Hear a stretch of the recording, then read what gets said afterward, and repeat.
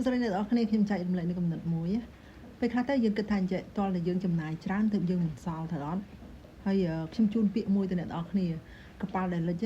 មិនមែនពេលខ្លះមិនមែនលិចដោយសារតែអាប្រឡោះធំធំឬមួយក៏កន្លែងដែលលហើយធំធំទេគេតែមានពាក្យមួយនិយាយថាកប៉ាល់ដែលលិចគឺលិចដោយសារតែរុនចន្លោះតូចដែលធ្វើឲ្យគេមិនដឹងអញ្ចឹងការចំណាយប្រចាំថ្ងៃយើងអាកប៉ិចកប៉ុកអាតូចតាចហ្នឹងណាពេលខ្លះអស់ដោយមិនដឹងខ្លួនហើយគេនិយាយថាបើសិនជាយើងនៅតែព្យាយាមទិញរបស់ដែលមិនចាំបាច់ជារៀងរាល់ថ្ងៃណាមួយយើងច្បាស់ជាលក់របស់ដែលចាំបាច់ពីព្រោះអីពីព្រោះថាវាអស់ហើយការចំណាយរបស់យើងខ្ញុំឧទាហរណ៍ថាតើរបស់អ្វីគេដែលចាំបាច់ផ្ទះសម្បែងដីធ្លីឬមួយក៏អ្វីដែលផ្សេងទៀតដែលយើងគិតថាវាគឺជារបស់ដែលចាំបាច់អញ្ចឹងយើងគិតថាអាការចំណាយប្រចាំថ្ងៃរបស់យើងតូចបន្តិចអានោះបន្តិចអានេះបន្តិចយើងគិតថាវាគ្មានអស់ប្រហែលទេប៉ុន្តែកប៉ៅរបស់យើងគឺធូរជារៀងរាល់ថ្ងៃ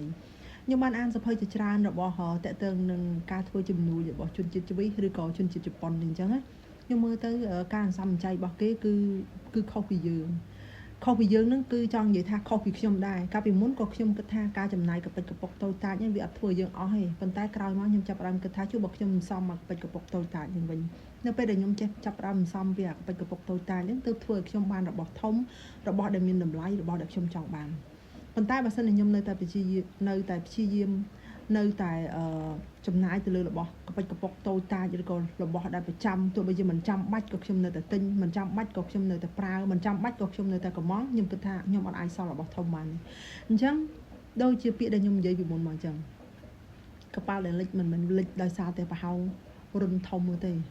លិចដោយសារតែប្រឡោះតូចដែលពេលខ្លះយើងមើលឃើញយើងមើលដឹងទេថាវាអាចឲ្យកប៉ាល់ធំស្កឹមស្កៃនឹងលិចបានអញ្ចឹងអ្នកនរគ្នាពេលខ្លះមុននឹងយើងសម្រាប់ចិត្តថាយើងទិញយើងកំងយើងយករបស់ហ្នឹងយើងសួរខ្លួនឯងថាវាចាំបាច់អត់